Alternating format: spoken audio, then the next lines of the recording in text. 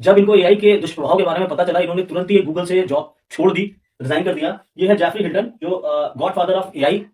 ये क्या कहते हैं, मैंने अपना जीवन एआई पर बिताया है, मुझे अब पछतावा है कि मैंने इस पर काम क्यों किया, इसके अनियंत्रित होने का। नमस्कार दोस्तों, मेरा नाम धीरज है और आप देख रहे हैं धीरज.4401।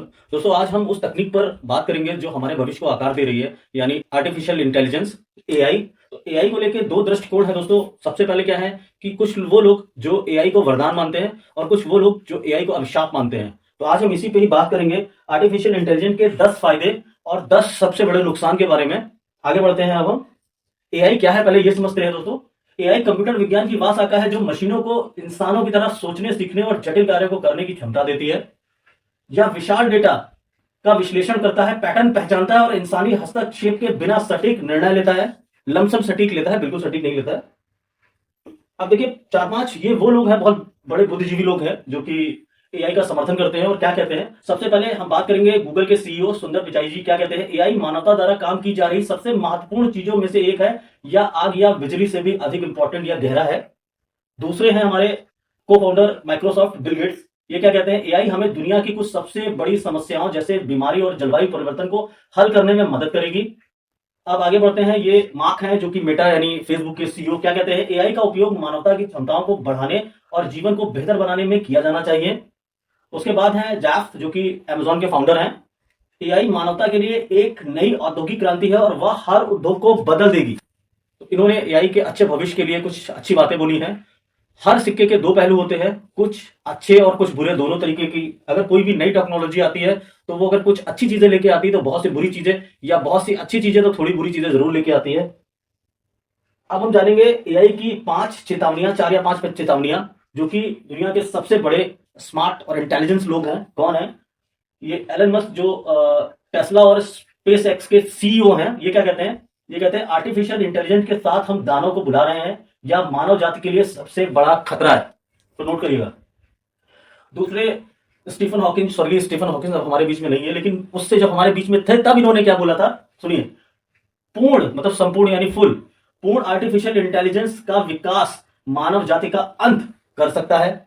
ये जब हमारे बीच में थे तभी ये भविष्यवाणी करके गए थे। तीसरे, प्रसिद्ध इतिहासकार युवल नोआ हरारी क्या कहते हैं, एआई लोकतांत्रिक प्रक्रियाओं को नष्ट कर सकता है या दुनिया को डिजिटल तानाशाही की ओर ले जा सकता है। ऐसी चेतावनी इन्होंने दी है।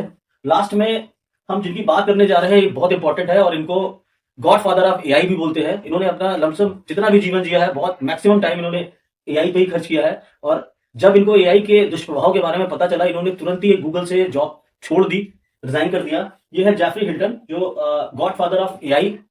ये क्या कहते हैं, मैंने अपना जीवन एआई पर बिताया है, मुझे अब पछतावा है कि मैंने इस पर काम क्यों किया, इसके अनियंत्रित होने का खतरा है। इसको मैंने बहुत छोटी भाषा में यूज किया है और कहा तो बहुत सी चीजें हैं। यहां तक भी जैसे इनको जब पता चला कि इस तरीके की चीजें हो सकती हैं भविष्य में, इन्होंने गूगल से तुरंत रिजाइन कर दिया। ये बड़ा इंपॉर्टेंट है। अब आगे बढ़ते हैं। भाग एआई के फायदे पे हम बात करेंगे, कैसे एआई हमारी दुनिया को बेहतर बना रहा है, इस पर बात करेंगे। तो आगे बढ़ते हैं।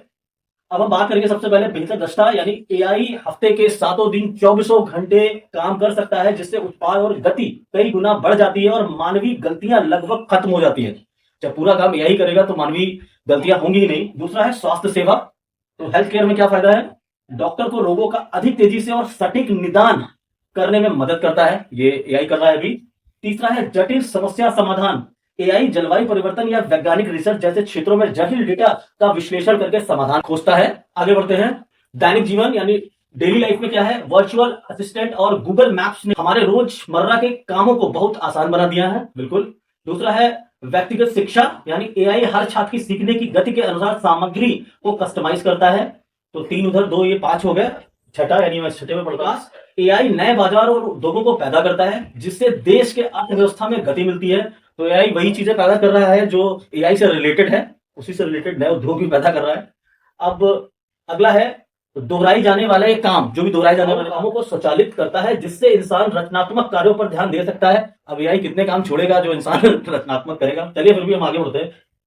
देखिए और फायदा, देखिए उन्नत सुरक्षा क्या है, एआई साइबर खतरों और बैंकिंग धोखाधड़ी, फ्रॉड का वास्तविक समय में पता लगाकर हमें सुरक्षित रखता है। मनोरंजन में नेटफ्लिक्स और स्पॉटिफाई जैसे प्लेटफॉर्म पर एआई हमें हमारी पसंद के अनुसार बेहतरीन रिकमेंडेशन देता है, ये एक फायदा है। लास्ट जो है वो है हफ्ते के सातों दिन 24 घंटे उपलब्धता क्या है, एआई चैटबॉक्स 24 घंटे बिना थके सेवाएं प्रदान करती है, जिससे उपभोक्ताओं प्रतीक्षा समय कम हो जाता है। अब हम आगे बढ़ते हैं। हाथ टू एआई के नुकसान, चुनौतियां और जोखिम जिन पर ध्यान देने की आवश्यकता है, आवश्यकता नहीं है, अब बहुत ज्यादा आवश्यकता है। इससे बात करते हैं हम लोग।